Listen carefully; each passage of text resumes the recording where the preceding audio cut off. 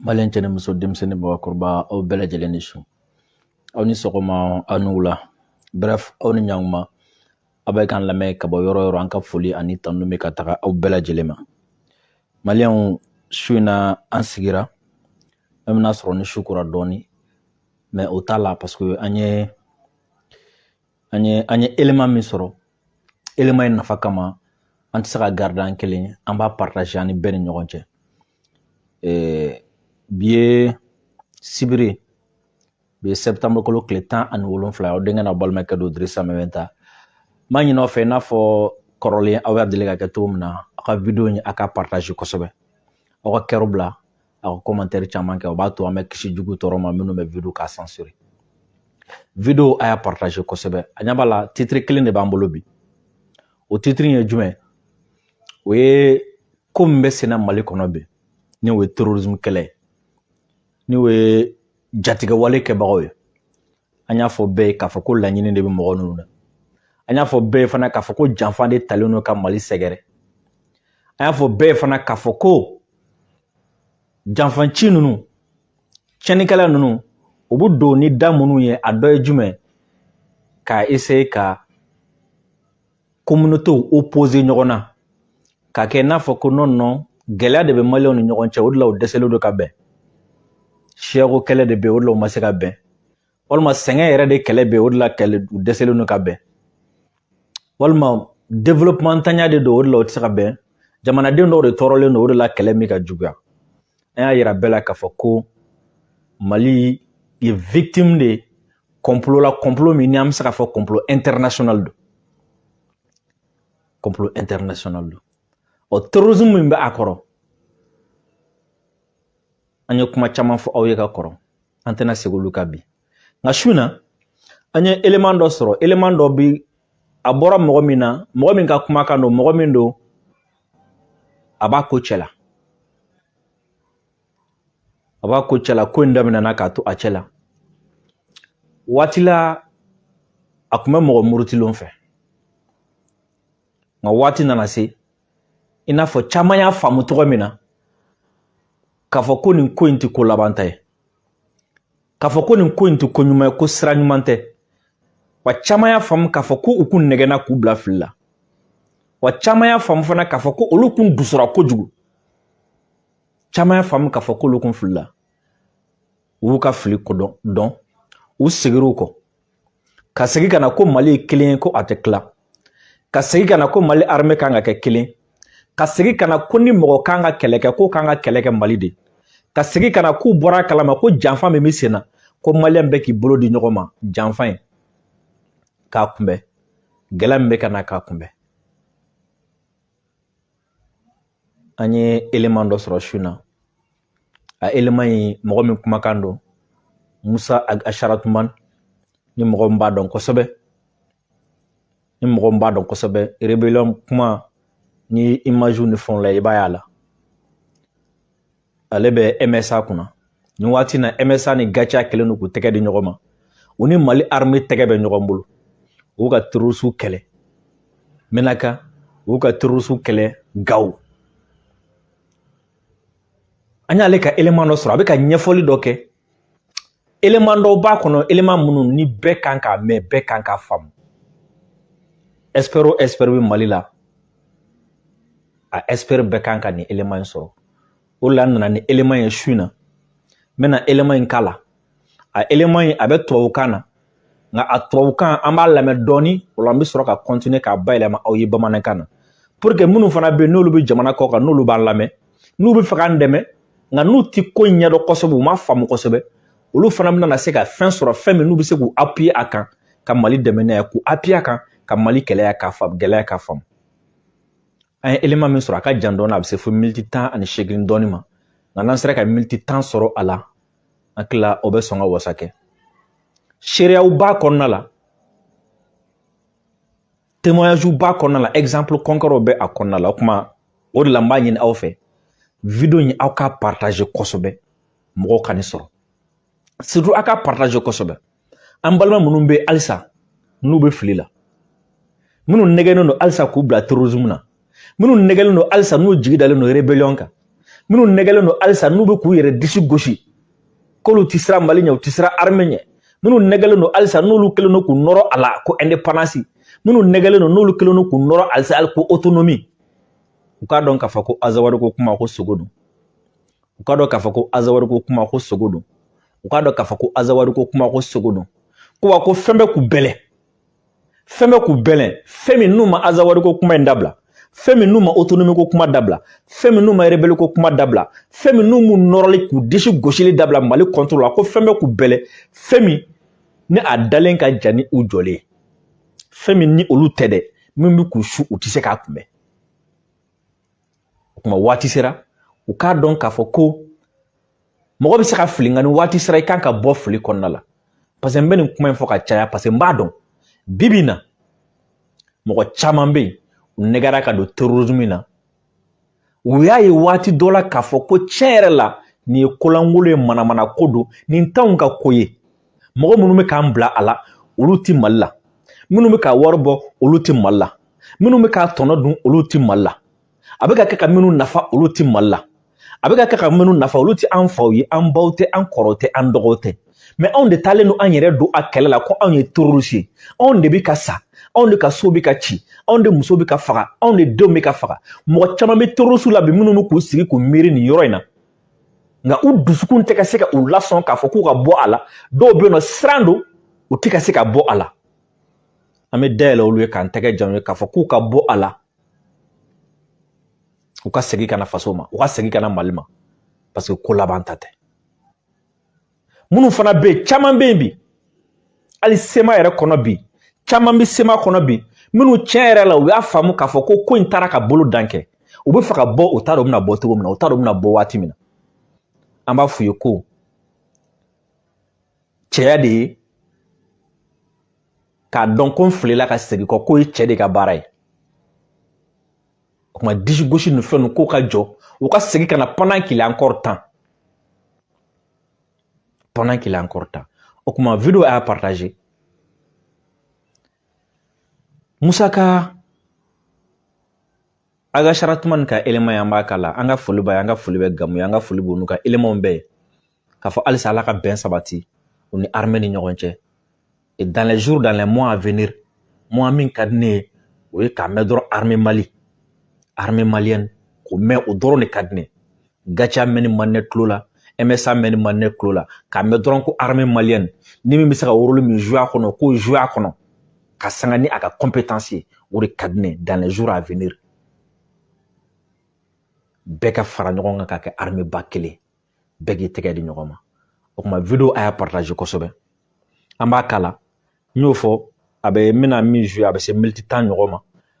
mais an bɛ au moins minute 1 minute 2 minute 3 ɲɔgɔn o bɛɛ to yen français la fɔlɔ o la an bɛ sɔrɔ ka continuer ka a bayɛlɛmali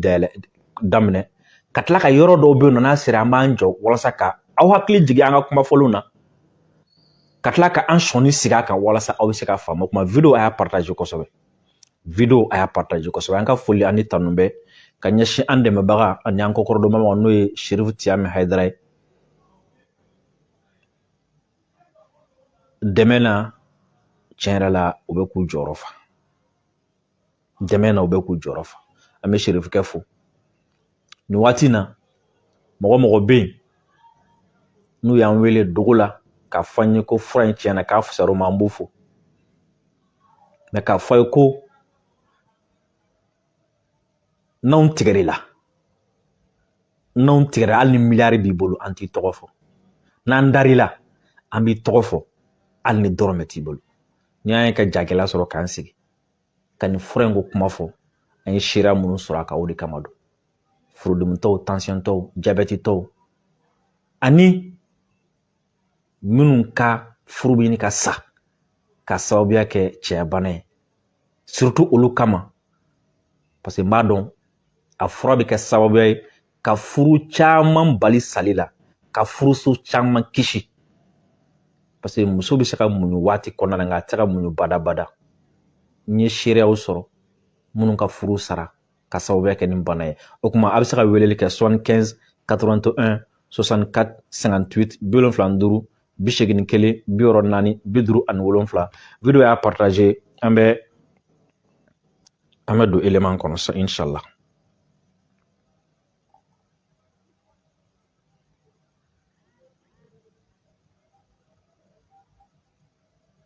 À ce débat qui concerne un sujet qui est plus que d'actualité aujourd'hui. D'ores et déjà, moi, je vais me concentrer sur 3 points. Bon, comme la majorité des gens le savent, moi, je suis un acteur qui est, pour ne pas dire de première ligne, mais qui est très impliqué dans tout ce qui concerne aujourd'hui, en tout cas, la résistance contre Daesh, notamment dans la zone dite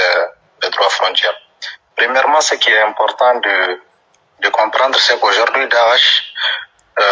comme votre thème le dit là, la conquête dans laquelle ils sont aujourd'hui, ça ne vise pas que le nord-est du pays. C'est extrêmement important que les gens comprennent qu'aujourd'hui, Daesh est sur plusieurs pays, du Nigeria, en passant par le Niger pour venir au Mali, pour aller au Burkina, pour aller au Bénin, pour aller au Togo. Et vous avez même vu dans leur dernière publication, ils ont même parlé de leur première attaque qu'ils ont menée au Bénin. Donc c'est une organisation aujourd'hui qui a pour objectif, c'est-à-dire de s'étaler dans toute cette grande zone-là. Et il est extrêmement important aussi de comprendre que Daesh est une organisation qui est tellement bien réfléchie, tellement bien organisée, que souvent le ramener à des problèmes, c'est-à-dire locaux qui existent entre nous et tout ça, on va complètement dénaturer les problèmes que nos populations vivent aujourd'hui. Je vais après envoyer un documentaire à taille pour qu'ils puissent le partager avec tous ceux qui s'intéressent par rapport au dernier califat que Daesh a créé, notamment dans la région de Sirte en Libye. Et dans ce documentaire-là, vous allez même entendre les chefs des renseignements libyens qui parlaient déjà à l'époque, en 2014, du fait que le futur califat, après la destruction de Sirte, ça va être dans la zone des 3 frontières, notamment au Mali. Et pour avoir combattu ces gens en 2017-2018, à l'époque déjà on alertait tout le monde sur ces dangers qui se profilaient à l'horizon. Je vais vous raconter une petite histoire. C'était des jeunes que nous avons arrêtés suite au combat qu'on a livré à une unité de Daesh. C'est ce jour-là que nous avons récupéré la voiture des forces spéciales américaines qui ont été tirées à Tongo Tongo en 2017, ainsi que leurs armes. C'est nous qui les avons récupérées. Ce n'est pas l'opération Barkhane, ce n'est pas l'armée malienne, mais c'était bien nos éléments. Et ce jour-là, nous avons fait des prisonniers parmi ces jeunes-là qui avaient les véhicules et les armes des Américains qu'ils ont tirés à Tongo Tongo au Niger. Et après un interrogatoire qui a duré presque une semaine, c'est là où je me suis rendu compte qu'au fait, ça, ce sont des enfants qui ont été très bien formés, très bien encadrés depuis très longtemps par un certain Emir qui est établi à Sirte, en Libye. Et ces jeunes-là, ils sont de la même famille, de la même tribu que moi. Et ces jeunes-là, c'est eux qui ont fait le plus grand nombre de massacres dans notre propre tribu. C'est-à-dire dans l'idéologie de Daesh aujourd'hui, pour démontrer ton appartenance à cette organisation, tu commences d'abord par décapiter tes propres parents. C'est extrêmement important que les gens le comprennent. Je n'ai pas dit que les conflits inter- ou intracommunautaires n'existent pas dans nos zones. C'est mentir, elle existe. Mais il faut qu'on comprenne que le degré de violence qui est instauré aujourd'hui dans cette zone qui est en train de se propager n'a absolument rien de communautaire. Aujourd'hui, les gens qui sont en train de mourir dans cette zone, certes, du côté de Menaka, comme Atta l'a dit tout à l'heure, effectivement, la tribu d'Aoussa, qui est là, pays le plus grand tribu. Mais il y a d'autres communautés encore qui sont mortes dans la région de Menaka. Mais juste en face, parce que c'est une zone qui est tellement proche, au fait, Tilaberi. Aïwa. An bɛ a jateminɛ k'a ka kuma la kumaba dɔ damadɔni fɔ fɔlɔ ka yanni an ka continuer. Kumaba la kumaba dɔ ye jumɛn fɔlɔ ko ni mɔgɔw y'a bila u kun na k'a fɔ ko fɛn min ye État islamique ye n'o ye Daesh ye k'u mago bi c'est-à-dire u bɛ yɔrɔ min na sisan n'o ye Mali, an bɛ yɔrɔ min wele ko kɔrɔnfɛla ko n'a sɔrɔ ko n'u mago b'o dɔrɔn la k'o ye fili ye, ko mɔgɔ ninnu mago ti o dɔrɔn na, ko mɔgɔ ninnu u bɛ Mali yan kɔrɔnfɛla la cogo min na k'u bɛ Nigéria ten, u bɛ Niger ten, u bɛ Burkina ten o togoya kelen na. Donc o b'a yira k'a fɔ k'u mago ti Mali dɔrɔn na, nin yɔrɔ in bɛɛ c'est-à-dire a fɔ yɔrɔ min ma Sahel u mago b'o yɔrɔ bɛɛ de la. A ko documentaire dɔ b'a bolo k'a bɛ tila k'a di. O documentaire in kɔnɔna la k'i b'a ye k'a fɔ ko depuis 2014 k'u ye ko ninnu labɛnni caman daminɛ, k'u ye fɛn dɔ sigi sen na, kalifa dɔ sigi sen na, Libi jamana dɔ bɛ yen nɔ u b'a fɔ a ma ko Sirte. Kalifa ye jumɛn u fɛ, terroriste fɛ, o de ye kalifa bɛna fɔ jamana. an b'a fɔ ko jamana mais olu bolo kalifa de bɛ yen o na mɔgɔ dɔ bɛ sigi a kunna a b'a bɛɛ commandé donc ko depuis 2014 k'u y'o siri ko Libi service secret ka kumaw kɔ o documentaire in kɔnɔna na o dɔ b'a fɔ k'a fɔ ko k'u y'a yira o kɔnɔna na k'a fɔ ko ni siriti bɔra la ko n'a sɔrɔ ni yɔrɔ min bɛ yen ni Daesh mago b'a la k'i sigi yen k'o ye Sahel ye Mali fan kelen Burkina fan kelen Niger fan kelen Nigeria fan kelen a ko pour que i k'a dɔn ko mɔgɔ ninnu k'u labɛnna ka ɲɛ u jɔra ka ɲɛ a ko olu delila ka comment dire la ko olu delila ka kɛlɛ dɔ senfɛ k'olu ni Daesh ka unité dɔ bilala ɲɔgɔn na a ko o unité in ko olu de kun ye américain dɔw faga dugu dɔ la Niger dugu dɔ la f'a ma ko Tongo k'olu de kun ye américain ka force spéciale mɔgɔ dɔw faga k'u ka bolimafɛnw minɛ o la ko mɔgɔ minnu y'o kɛ k'olu n'u bilala ɲɔgɔn na kɛlɛ dɔ senfɛ k'olu ye mɔgɔ dɔw minɛ olu ye denmisɛnnin dɔw minɛ ninnu na olu mɔgɔ ninnu ko o denmisɛnnin ninnu minɛnen k'u ye sɛgɛsɛgɛliw gɔn k'a sɛgɛsɛgɛli gana kosɛbɛ u ye min kɛ ka sɛgɛsɛgɛli kɛ k'a bɛ se ko fɔ dɔgɔkun kelen ɲɔgɔn ma ko o de la ale y'a faamu k'a fɔ ko ni mɔgɔ ninnu filɛ nin mɔgɔ gansanw tɛ dɛ denmisɛnnin gansanw tɛ k'a fɔ ko mɔgɔ minnu bɛ na ten dɔrɔn ka na ayi dɛ ko ale y'a jateminɛ ale bɔra a kalama u ye kunnafoni sɔrɔ min b'a yira la k'a fɔ ko mɔgɔ ninnu labɛnna mɔgɔ dɔ fɛ mɔgɔ min n'u b'a fɔ a ma ko Emir n'a bɛ Sirte ko mɔgɔ ninnu jɔra ka ɲɛ kɛlɛ la u jɔra ka ɲɛ kɛlɛ la wa fana ko o sɛgɛsɛgɛli senfɛ k'olu y'a dɔn k'a fɔ ko olu ye mɔgɔ minnu minɛ olu yɛrɛ de ka siya mɔgɔ dɔ ye olu yɛrɛ de ka siya denmisɛnnin dɔ don nka u labɛnna terroriste ɲɛmɔgɔ ninnu fɛ ka u bila ka na donc imagine n bɛ n jɔ yan fɔlɔ ka sɔn ni siginin kan n y'a fɔ a mɛnna n y'a fɔ a mɛnna n y'a fɔ a mɛnna n y'a fɔ a mɛnna tuguni n ko terrorisme minnu b'a attaqué n ka caman bɛ labɛn an ka kɔrɔfɛ dugu ninnu na ni dɔ y'a prévu a ko wa ko Daesh bɛ système dɔ kɛ o système ye jumɛn ko o de ye n'i donna u ka tɔn na sisan pour que u ka da la k'a fɔ ko e donna tɔn na pour que u ka sɔn ye pour que u ka da e la ko u bɛ bila e ka taga tiɲɛniba kɛ e yɛrɛ ka siya la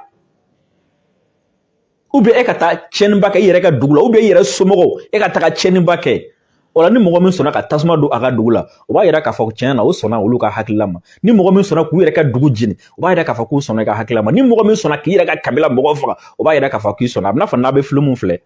ni acteur ka mɔgɔ dɔ taara k'a bɛ taga banu fɛ ka t'u espionner n'a nana o marifa d'i ma fɔlɔ o yɛrɛ kasoladen dɔ bɛ yen nɔ k'i yɛrɛ ka mɔgɔ dɔ b'u bolo kaso la k'i k'o faga o la n'i y'o faga o la u bɛ sɔn ka da i la donc k'u bɛ nin mɔgɔ ninnu bila n na donc o kuma kɔrɔ ye jumɛn a b'a ye k'a fɔ ko attaque minnu bɛ ka kɛ a bɛ fɛ k'a yira de k'a fɔ attaque minnu bɛ ka kɛ mɔgɔ kana bila i kun na k'a fɔ ko siya dɔ de bɛ ka siya dɔ kɛlɛ ou bien kabila dɔ de bɛ ka kabila dɔ kɛlɛ o tɛ dɛ a dɔ la k'i b'a sɔrɔ hali kabila yɛrɛ kelen kabila min mɔgɔ caman bɛ ka faga dɛ i b'a sɔrɔ o mɔgɔ dɔw talen don a la o mɔgɔ minnu donnen don u b'a fɔ pour que aw u ka sɔn aw ye pour que u ka da aw la fo aw yɛrɛ ka taga tiɲɛniba don aw ka kabila la donc olu ye mɔgɔ minnu minɛ kɛlɛ senfɛ k'o kun ye ale yɛrɛ ka siya mɔgɔ dɔ ale yɛrɛ ka kabila denmisɛnnin dɔw kun don nka mɔgɔ ninnu taara minɛna mɔgɔ ninnu fɛ k'u labɛn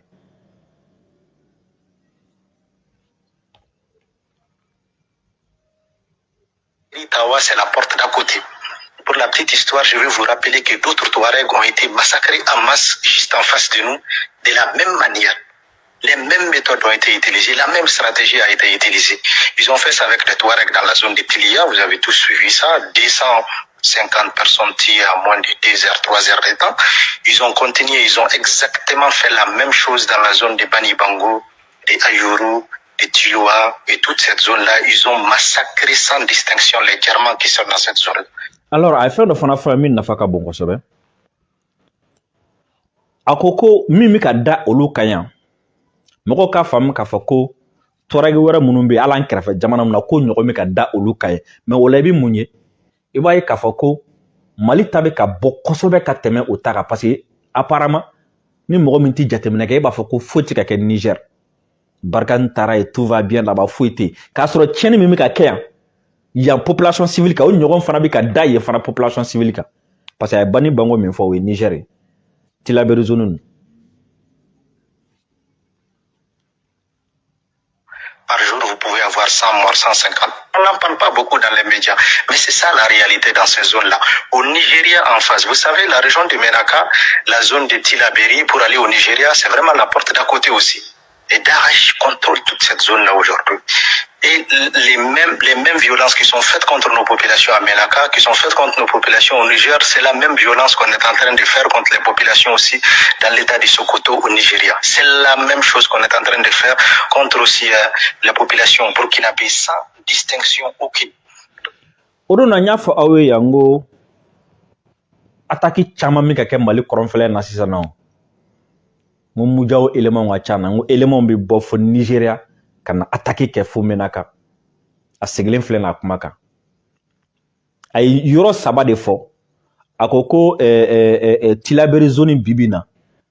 ka marabe terusu de bolo c'est que Bazoum bi ka au contraire de yira ka ke na fo non Mali drone problème ako bo ka bo Nigeria kan teme Tilaberi fe ko kana Menaka ko na fo dafla an kerefe koroj ma kaka suru watla ka fo fana ko fagali kele min flene ka ke Mali o yoro ene no ko ani Nigeria dugu min be no ko o fagali kele nyoko kele ne be ka ke no no dugu min na bu fo ma ko Sokoto u ka ke anto mi u ka ke yintento system kele méthode kele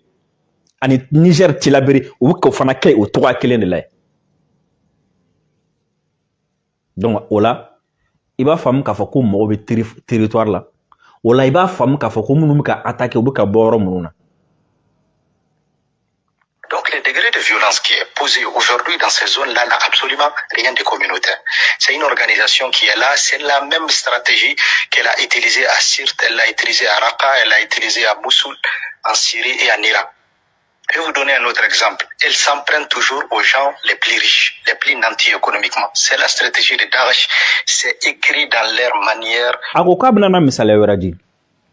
Ko EIGS fle ne Daesh fle. Ko ka bara mi kunu tara yoro yoro. Sigida o sigida la ko nafolotigi ba munun be ku bu nyeshi olu ma folo.